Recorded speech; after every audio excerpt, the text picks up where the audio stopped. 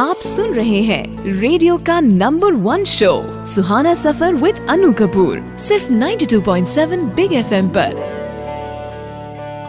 बात करूंगा शंकर जयकिशन की जोड़ी के शंकर जी की।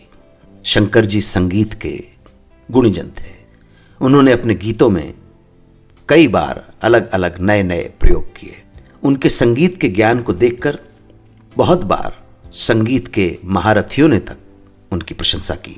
उनमें से एक नाम प्रख्यात शास्त्रीय संगीत गायिका शोभा गुर्टू का भी है। वो भी एक बार शंकर जी की कलाकारी देखकर दंग रह गई थीं। हुआ यूं कि एक बार शंकर जी एक फिल्म दूरियां के लिए शोभा गुर्टू से गीत गवा रहे थे।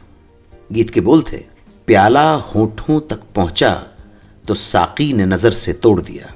रिकॉर्डिंग से पहले जब इस गीत की रिहर्सल हो रही थी तब उन्होंने शोभा गुर्टू को समझाया कि इस गीत में एक जगह पर एक पर्टिकुलर मुर्की लेनी है। रिहर्सल शुरू हुई। शोभा गुर्टू पूरा गाना तो गा गई, मगर उनसे उस खास जगह पर मुर्की नहीं निकल पाई। शंकर जी ने कहा, एक बार फिर कोशिश कीजिए। कोशिश हुई, एक नहीं, दो नहीं, कई बार की कोशिशों के बाद भी शोभा गुर्टू उस खास जगह पर वो खास मुर्की या तरकीब नहीं ले पाई। और आखिरकार उन्होंने शंकर जी से कह दिया कि इस जगह पर अगर ये मुर्की मेरे जैसी सिंगर नहीं ले पा रही है तो और कौन लेगा। शोभा गुर्टू की बात सुनकर शंकर जी मुस्कुराए, हारमोनियम पकड़ा और आंखें बंद करके खुद ही वो गीत गाना शुरू कर दिया।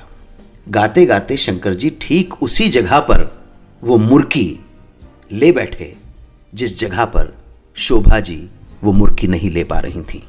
शंकर जी के मुंह से इतनी मुश्किल जगह पर इतनी आसानी के साथ ये मुर्की सुनकर शोभा गुर्टू जी अवाक रह गई।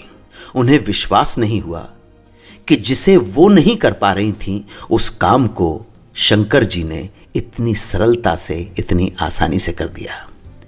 वो शंकर जी से बोली, मान गए शंकर जी, आप सिर्फ संगीतकार ही नहीं हैं, गायकी के भी उस्ताद हैं, गुणी हैं और गुरु आदमी हैं। वाकई में ये लोग जीनियस थे, मंजे हुए थे, भरे हुए थे, सचमुच के कलाकार थे। स्ट्रगल के टाइम में धर्मेंद्र कितने उतावले थे फिल्म में काम करने के लिए, और इसी उतावलेपन में उन्होंने कैसी कैसी अजीब सी कंडीशंस और शर्तों में भी काम करना स्वीकार कर लिया। धर्म जी की ये कहानी बस थोड़े ही देर में। आप सुनते रहें सुहाना सफर विद अनु कपूर, सिर्फ 92.7 बिग एफएम पर। सुनते रहिए रेडियो का number 1 show Suhana Safar with Anu Kapoor, सिर्फ 92.7 बिग एफएम पर।